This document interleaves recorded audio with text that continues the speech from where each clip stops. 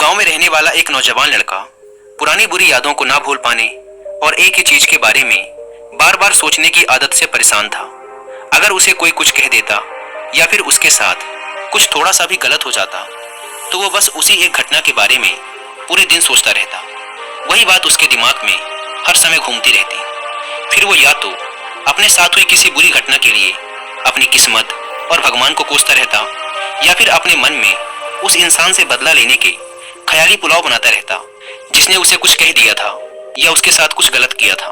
अपनी इस ज्यादा सोचने की आदत की वजह से ना तो लोगों के साथ उसके अच्छे रिश्ते थे और न ही वह किसी काम को अच्छे से कर पाता था। वह हर समय तनाव व मानसिक अशांति की स्थिति में रहता। उसकी ऐसी हालत को देखकर उसके एक मित्र ने उसे सलाह दी कि यहाँ पास के ही एक बौद्ध मठ में एक जैन मास्टर रहते हैं, तुम उनके पास जाओ, वो तुम्हारी इस मानसिक समस्या का कोई न कोई समाधान अवश्य बता देंगे। वह नौजवान लड़का जैन मास्टर के पास जाता है और अपनी समस्या उन्हें बताता है कि कैसे वो एक ही घटना के बारे में बार बार सोचता रहता है और पुरानी बुरी बातों व यादों को भूल नहीं पाता। लड़के की समस्या सुनने के बाद जैन मास्टर वहां से उठकर मठ के अंदर चले जाते हैं। जैन मास्टर का बिना कुछ उत्तर दिए यूं उठकर चले जाना लड़के को कुछ अजीब सा लगता है, लेकिन वो फिर भी वहीं बैठा रहता है। थोड़ी देर बाद वह देखता है कि जैन मास्टर मिट्टी की गिलास में पानी भरकर उसकी तरफ चले आ रहे हैं। जैन मास्टर लड़के के पास आकर खड़े हो जाते हैं तो लड़का भी उनके सामने खड़ा हो जाता है। जैन मास्टर लड़के से पूछते हैं, बताओ इस गिलास का वजन कितना होगा? लड़के ने कहा, मैं एकदम सटीक तो नहीं बता सकता, लेकिन इस गिलास का वजन बहुत ही कम है। अब जैन मास्टर ने गंभीर होकर कहा, मेरा प्रश्न ये है कि अगर मैं इस गिलास को थोड़ी देर तक ऐसे ही पकड़कर खड़ा रहूं तो क्या होगा?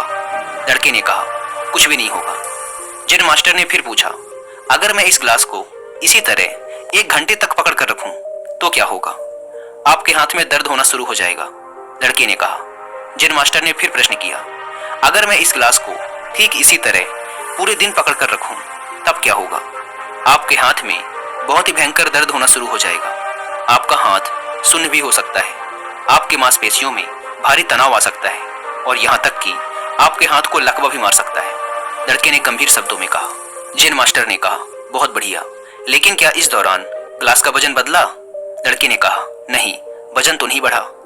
तब भला हाथ में दर्द और मांसपेशियों में तनाव क्यों आया? जैन मास्टर ने पूछा।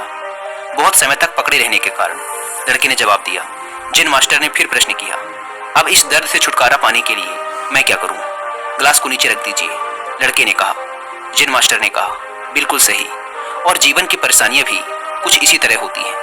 इन्हें कुछ देर तक अपने दिमाग में रखिए और लगेगा कि सब कुछ ठीक है। उनके बारे में ज्यादा देर तक सोचिए और आपको पीड़ा होने लग जाएगी, और इन्हें और भी देर तक अपने दिमाग में रखिए, फिर ये आपको अशांत व पागल करने लग जाएंगी और आप कुछ भी नहीं कर पाएंगे। जैन मास्टर ने लड़के की तरफ इशारा करते हुए कहा, अपने जीवन की पिछली गलतियों और घटनाओं के बारे में सोचना जरूरी है, लेकिन उससे भी ज्यादा जरूरी है उनसे सीखकर आगे बढ़ना। अगर तुम एक ही बात को पकड़कर बैठे रहते हो तो ठीक उस गिलास की तरह ये भी तुम्हारे जीवन में दर्द पैदा कर देगा।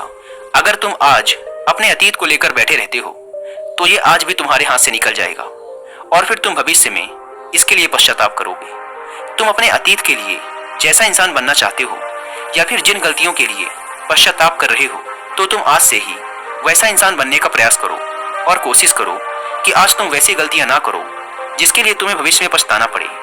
इसलिए चिंता करना बंद करो और अपने आज के कर्मों पर ध्यान दो, क्योंकि चिंता व्यक्ति को उसकी चिता तक ले जाती है। दोस्तों, चिंता करने की आदत को छोड़कर एक खुशहाल जीवन कैसे जिया जाए, इस पर विश्व प्रसिद्ध लेखक डेल कार्नेगी ने एक बहुत ही अच्छी किताब लिखी है जिसका नाम है how to stop worrying and start living, यानी चिंता छोड़ो, सुख से जियो। अब तक 10 मिलियन से ज्यादा लोग इस किताब को पढ़ चुके हैं, और अगर आपके पास इसे पढ़ने का टाइम नहीं है तो आप हिंदी में इस पूरी किताब को सुन भी सकते हैं कुक एफएम ऐप पर। इस किताब में चिंता करने की आदत से छुटकारा पाने के कई सारे तरीके बताए गए हैं। मैंने भी इस किताब को 2 बार सुना है, और अगर आप चाहें तो आप भी कुक एफएम को डाउनलोड करके ये किताब और ऐसी ही हजारों किताबों को ऑडियो फॉर्म में सुन सकते हैं, वो भी अपनी मनपसंद लैंग्वेज में। कुकू एफएम, जो कि इंडिया का सबसे बड़ा ऑडियो बुक प्लेटफॉर्म है,